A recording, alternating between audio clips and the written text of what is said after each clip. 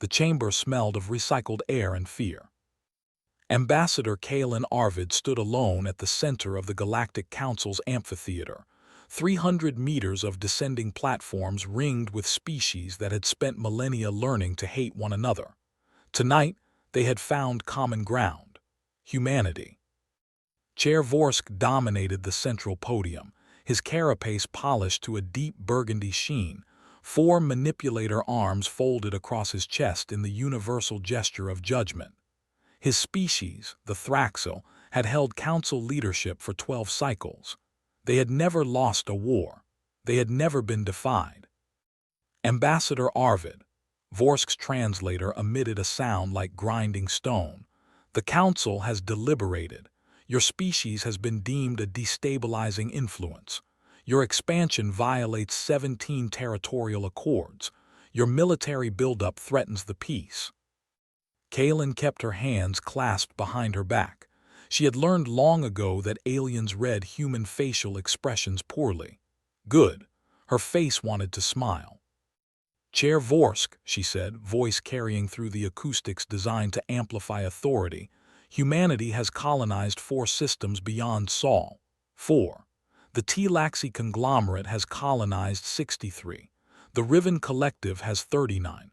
We are not expanding. We are barely breathing.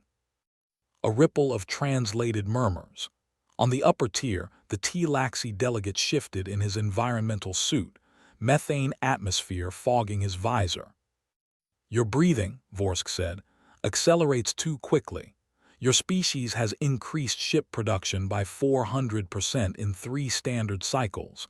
You have activated dormant shipyards. You have recalled veterans from agricultural colonies. Kalen felt the weight of the chamber pressing down. 23 species, 23 civilizations that had looked at Earth and decided humans were acceptable losses. We built those ships, she said, because your border fleet started running drills within sensor range of our colonies. We recalled our veterans because your intelligence vessels were caught mapping our defensive grids. We are not the aggressors here, Chair. We are the ones who noticed the knife being sharpened. The chamber fell into something the banned phrases called "the room went silent." But Kalen would describe it differently. The room held its breath. There was a difference. Vorsk's upper arms unfolded. In his primary manipulator, he held a data cylinder etched with council seals. The vote has been cast, 14 in favor of subjugation, 6 abstentions, 3 opposed. His voice dropped, performing sorrow. Humanity will disarm. You will accept council oversight. Your colonies will be administered by Thraxil governance. You have 30 standard days to comply. Kalen tilted her head. And if we refuse? The chamber's temperature seemed to drop. Vorsk leaned forward, all 4 arms spreading wide. Then we will demonstrate why no species has ever defied this council and survived. Ambassador Arvid looked up at the tiers, at the Tlaxi delegate who had voted yes, at the Riven representative who had abstained, at the 6 others who had done nothing while 14 decided humanity's fate. You've made a mistake, she said. Vorsk's mandibles clicked amusement. Species always say that at the end. No, Kalen pressed her palm to her chest over her heart. We say it at the beginning. She turned and walked toward the chamber's exit. Behind her, Vorsk's voice followed. You have 30 days, Ambassador. Use them to convince your people to be sensible. At the threshold, Kalen paused. She didn't turn around. Chair Vorsk, do you know why humanity survived our own planet? Why we crawled out of caves and crossed oceans and broke gravity's chains? The chamber waited. Because every time something told us we couldn't, we looked at it and said, watch us. She walked out. Beyond the station's viewports, a single human scout ship hung in the void, unarmed, unarmored, unremarkable. But Vorsk noticed something that made his feeding tubes constrict. The ship wasn't running away. It was watching. And on every frequency, on every band, on every channel the Council had forgotten humans could access, That scout ship was transmitting one message to Earth. They voted, 14 names, send everything. 3 light-years from the council station, a mining supervisor named Drea Vasquez received a priority alert on her personal datapad. She was elbow-deep in a plasma conduit, repairing a feeder line that had failed for the 3rd time that week. The alert had no sender ID, no encryption she recognized, just a single line of text. Code Black, all hands, Earth. Drea dropped her tools. Code Black hadn't been used in her lifetime, her mother's lifetime.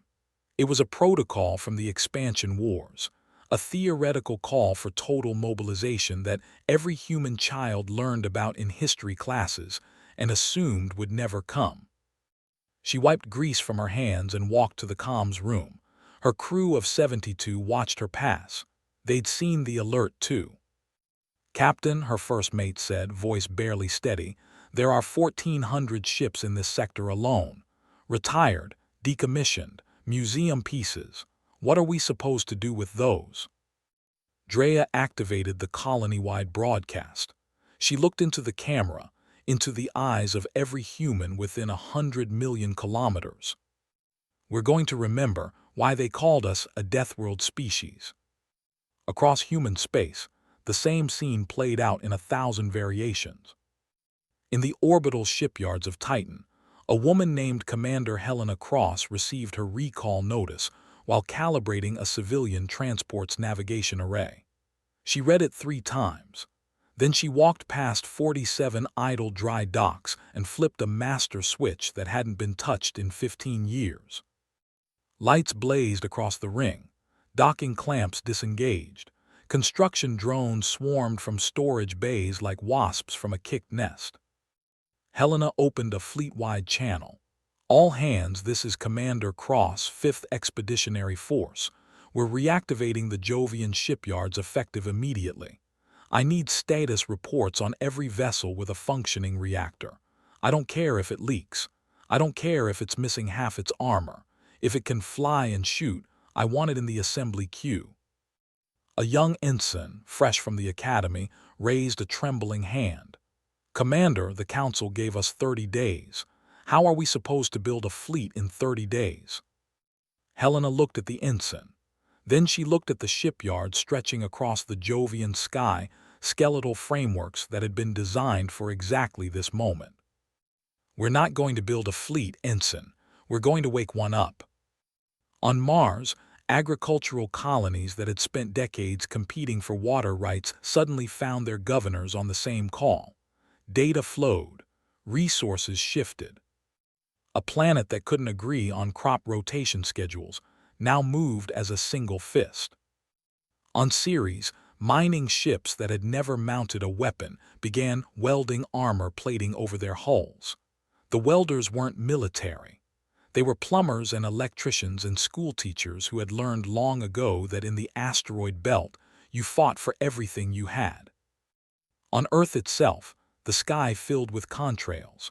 Retired pilots climbed into cockpits that smelled of old leather and newer fear. Ground crews loaded ordnance by hand when automated systems failed. Children watched from school windows as their parents became soldiers again. And in a bunker beneath the Swiss Alps, a woman named General Tamsin York studied the 14 names Ambassador Arvid had transmitted. Each name belonged to a species that had voted for human subjugation. Each name came with data, fleet positions, economic centers, homeworld coordinates. York had been waiting for this moment for 30 years.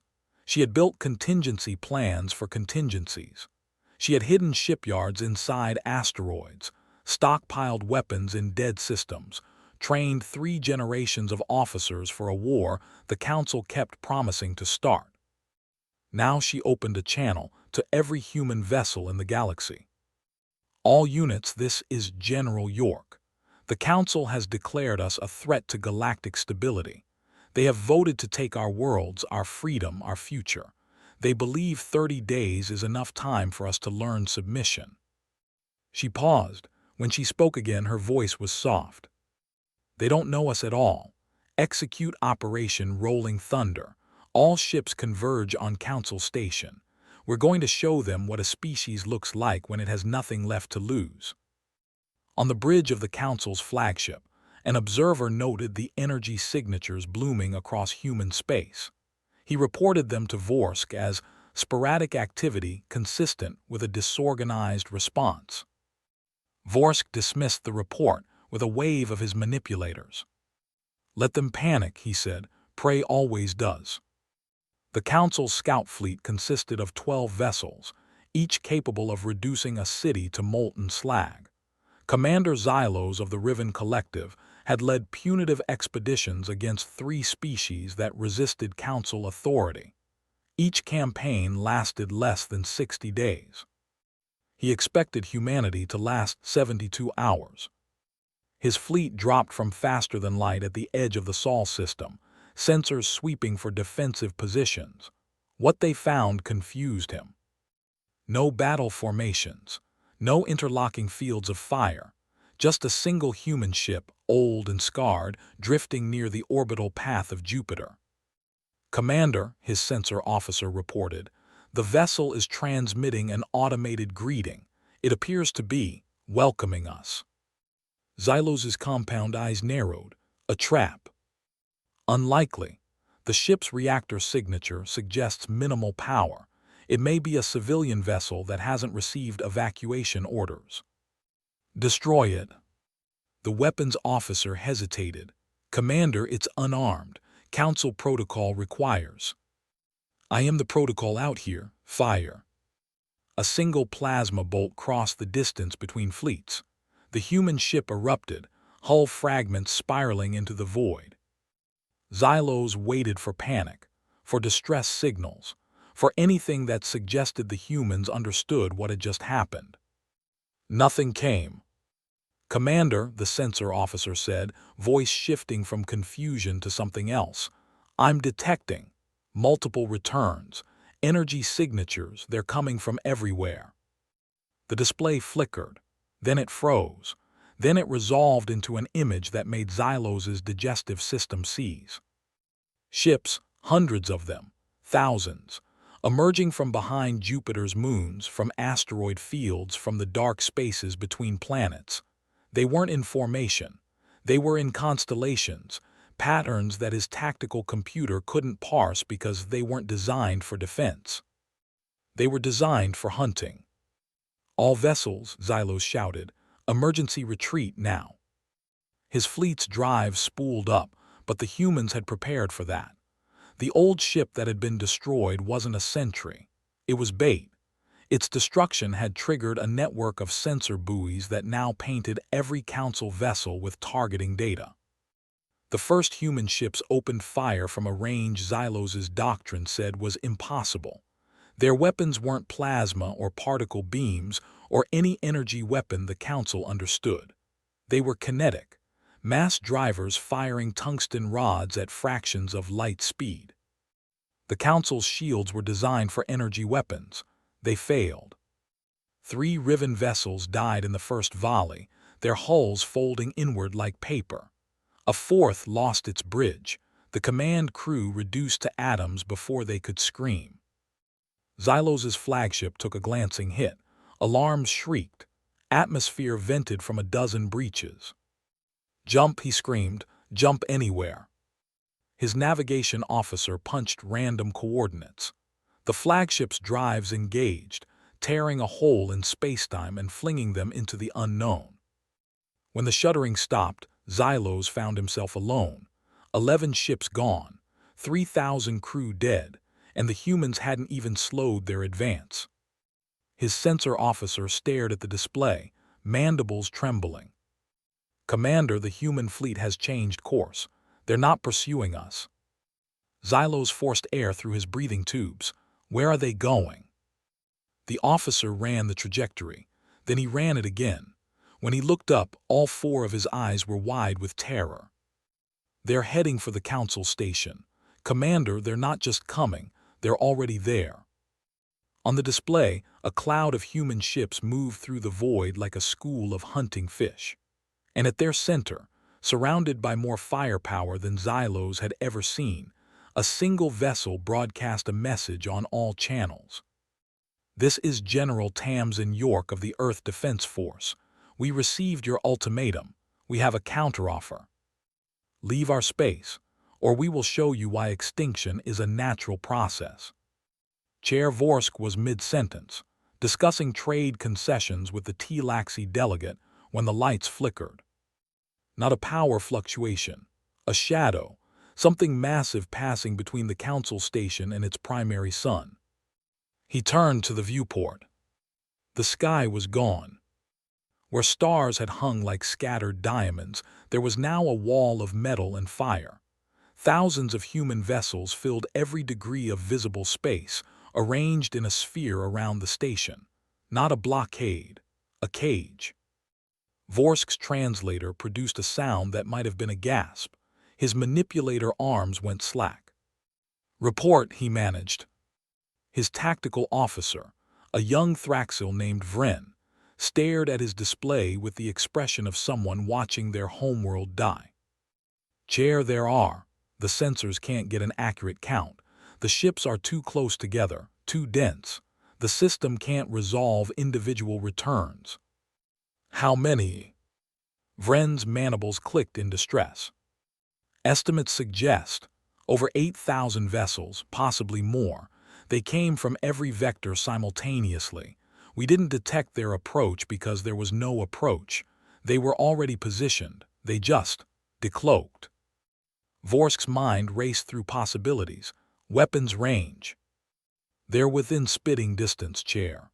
If they fire, we have less than 2 seconds before impact. Our shields won't even have time to activate."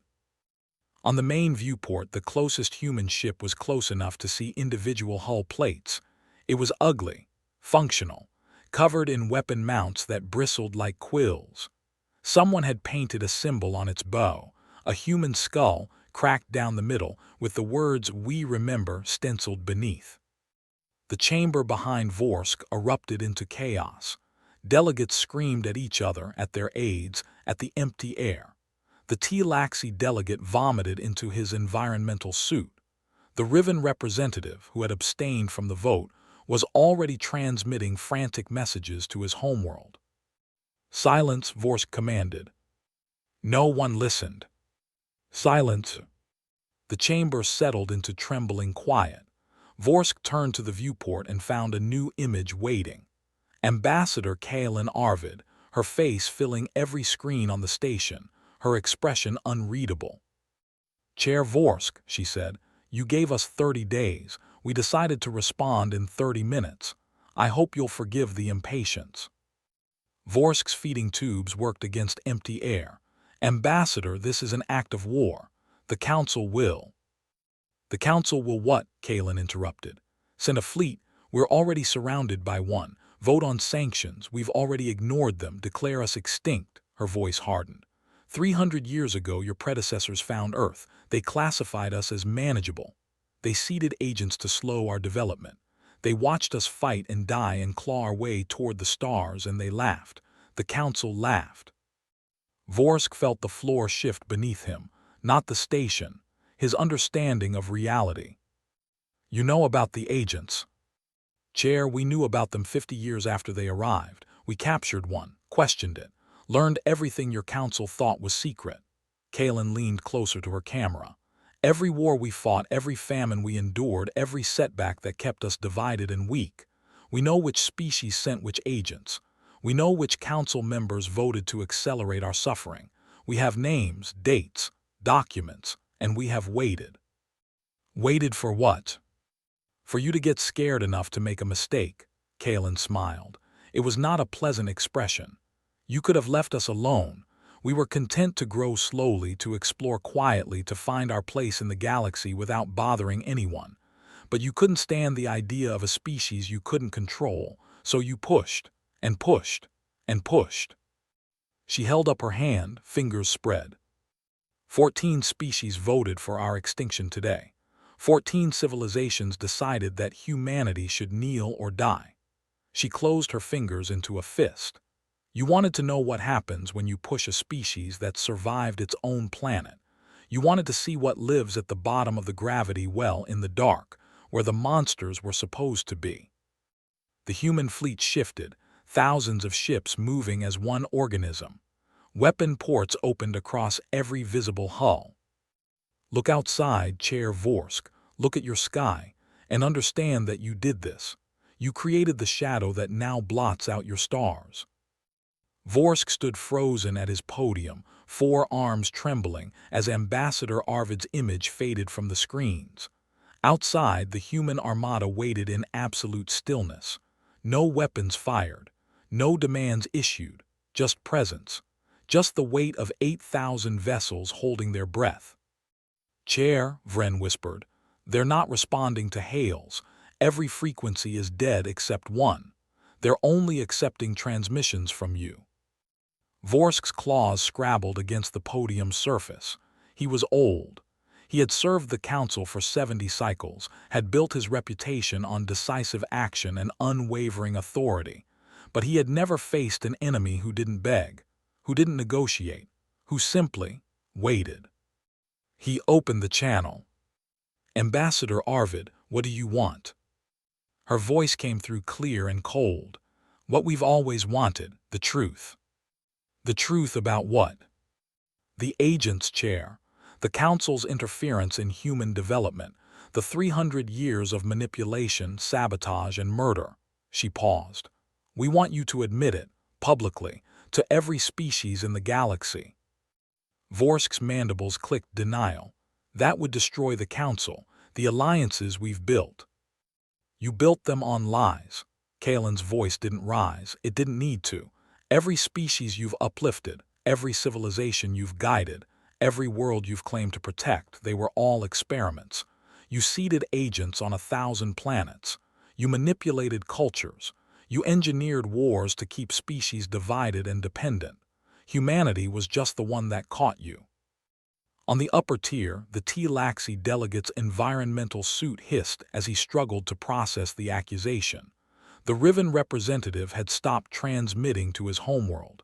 He was listening now. They were all listening. Vorsk made a choice, not a courageous one, a desperate one. You have no proof, he said. Your accusations are baseless. The Council has always acted in the interest of galactic stability. From outside the station, a new transmission bloomed across every channel. Not from Kalen, from General York. Chair Vorsk, this is General Tamsin York. You want proof? We've been broadcasting it for the last 20 minutes.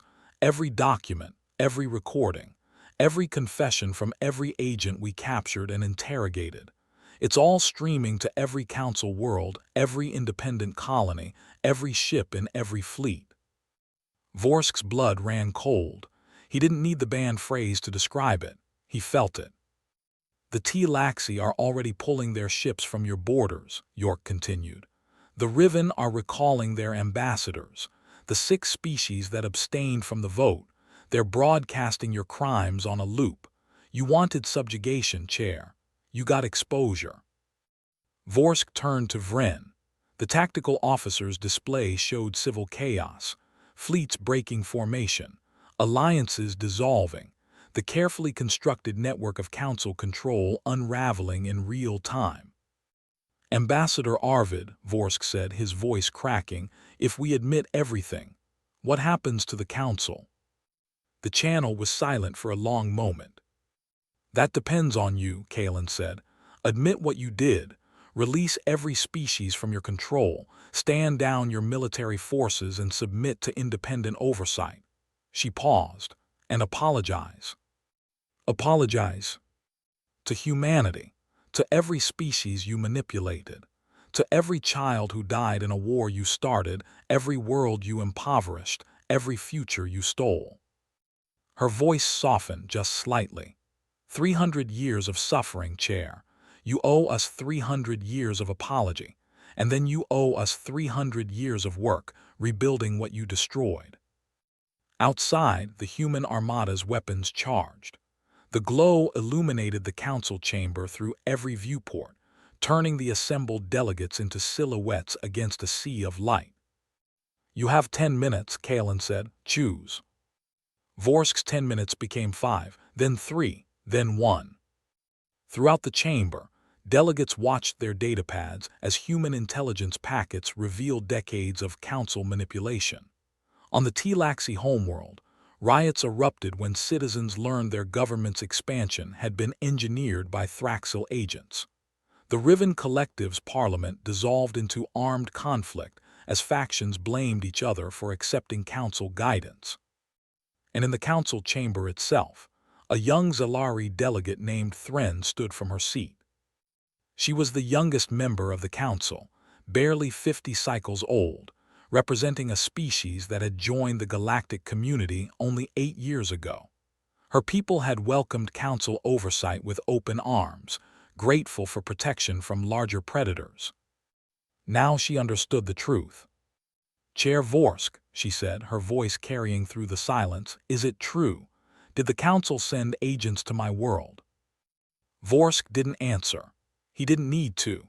The human transmissions had already provided the evidence: deployment orders, agent identities, mission parameters. The council had seeded Thren's world with manipulators before her grandparents were born. Thren's 4 eyes wept, a sight no Zalari had ever shown in public. "You made us fight each other, you made us afraid of the sky, you kept us primitive for 300 cycles so you could discover us and claim credit for our enlightenment." Her voice cracked. "We worshipped your agents, built temples to them, sacrificed to them, and they were just puppets pulling strings." Kaelin Arvid's image reappeared on the main screen. She was watching Thren with an expression that Vorsk couldn't interpret, not triumph, not satisfaction. "Understanding." "Delegate Thren," Kaelin said, "humanity knows your pain. We felt it too. For 3 centuries we fought wars that weren't our own, starved during famines engineered by off-world hands, killed each other over ideologies planted by alien minds." She paused. "But we survived, and so will you." Thren turned to face the human ambassador. "Why are you helping us? You could destroy the council yourself, take revenge on every species that voted against you." "We could," Kaelin nodded. "But revenge doesn't build anything, it just breaks what's already broken." She looked past Thren at Vorsk, at the trembling delegates, at the chaos unfolding across the galaxy. "We didn't come here to conquer, we came here to expose. The Council's power was never military, it was informational. They controlled what species knew about each other, about history, about the galaxy. They built their empire on lies." She leaned forward. "We're not going to burn that empire down. We're going to let it collapse under its own weight. Every species you've ever wronged is now watching. Every civilization you've ever manipulated is now armed with the truth. You can fight them all, Chair Vorsk, or you can surrender and face justice." Vorsk's manipulator arms hung limp at his sides. His carapace, once polished to pride, seemed dull now, diminished. "If I surrender," he said slowly, "what happens to my species? The Thraxil will be held accountable for 300 cycles of crimes. My people will be hunted, hated, exterminated." Kaelin shook her head. "No, that's council thinking, that's your logic, not ours." She gestured at the human fleet outside. "We've spent 3 centuries learning to forgive, not forget. Forgive, there's a difference." She turned to face the full chamber, addressing every delegate, every species, every civilization watching across the void. "Humanity's demand is simple: truth, accountability, and reconstruction. We don't want Thraxil blood. We don't want council territory.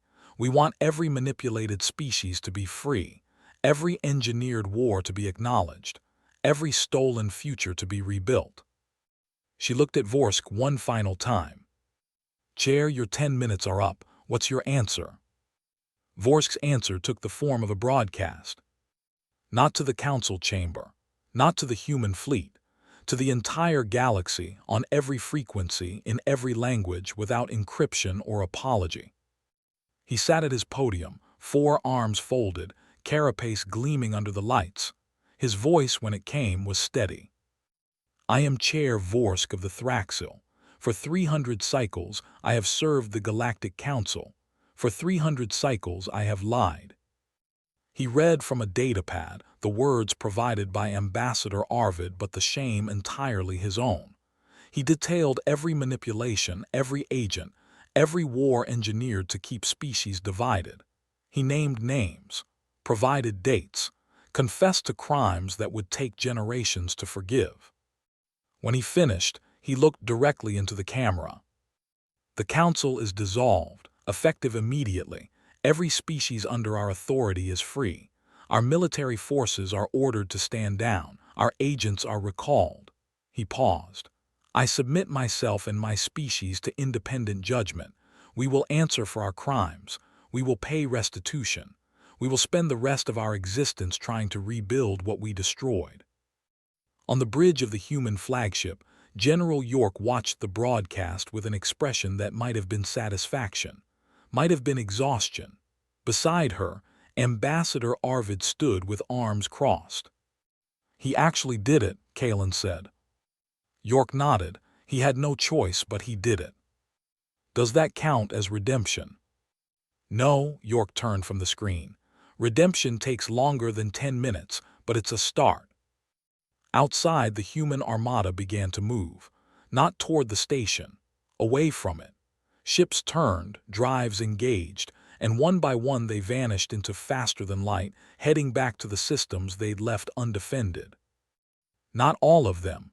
A single squadron remained, orbiting the Council station at a respectful distance.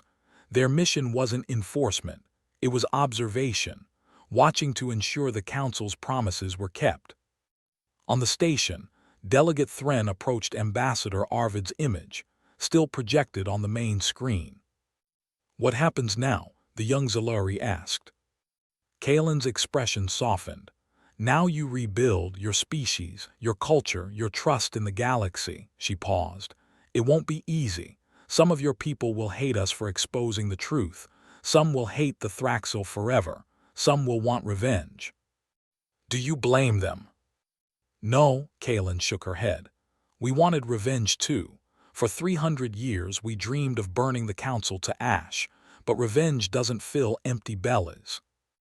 It doesn't heal broken minds. It just creates more broken things." She looked past Thren, at the assembled delegates, at the chaos slowly resolving into something like order. "Humanity has a saying, the arc of history is long, but it bends toward justice. We believed that, even when the Council tried to break us. We believed that truth mattered more than power, that forgiveness was stronger than hate, that the galaxy could be better than the monsters who tried to rule it." She smiled, not the cold smile from before, something warmer. "Prove us right, Delegate Thren. Build something worthy of the species the Council tried to destroy. And when you need help, when the darkness closes in, remember, humanity is watching, and we remember our friends as clearly as our enemies." The transmission ended. In the silence that followed, Thren turned to face the other delegates. The Tlaxi, the Riven, the 6 species who had abstained from the vote, the 14 who had voted for human subjugation. She raised her voice, young and fierce. "The Council is dead.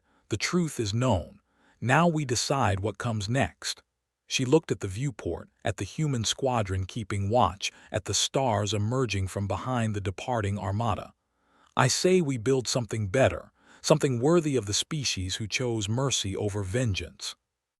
One by one, the delegates nodded. In the darkness beyond the station, the last human ship transmitted a final message before jumping to faster than light. "The debt remains, but interest is negotiable. See you in the stars."